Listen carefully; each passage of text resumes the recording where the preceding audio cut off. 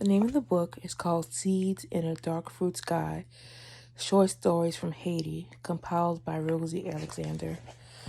I'll be reading an excerpt called Strange New World by Pepe. Here in the country, there is no electricity, no TVs buzzing that can be watched through the bars in neighbors' windows, no motos to ride. How come there's no power? Pepe pouts, kicking a rock in front of him.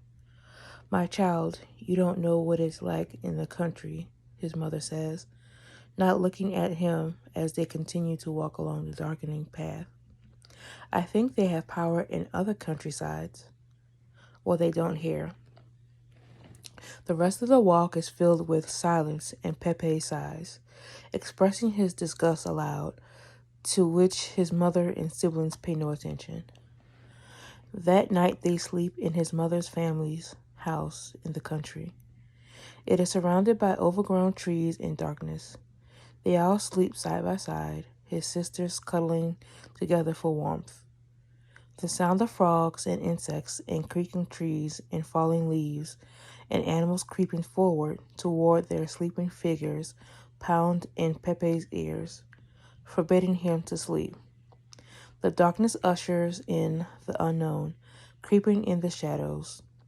Pepe tiptoes to his mother and hesitates, but there is a rustle and he thinks he can hear footsteps outside their window.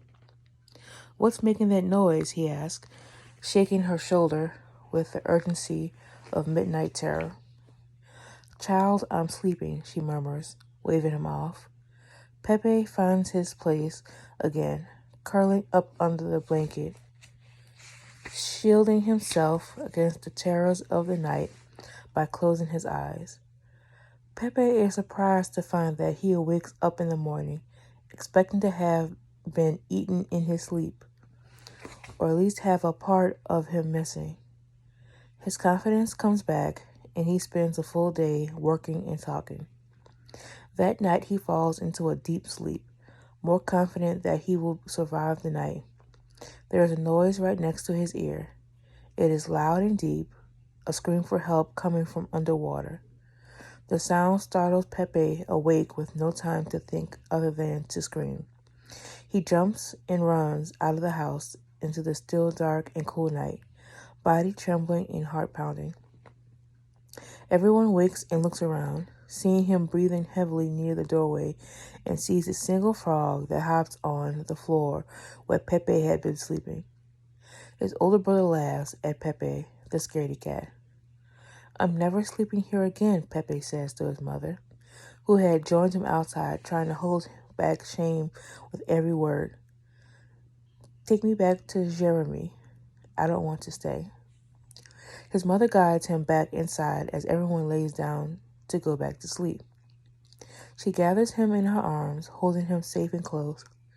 She covers his ears with her hands so that he won't hear the noises of the night. He can only hear her heart beating through her palm. Listening to the steady, soothing rhythm, he drifts off with the comfort that someone is there to protect him.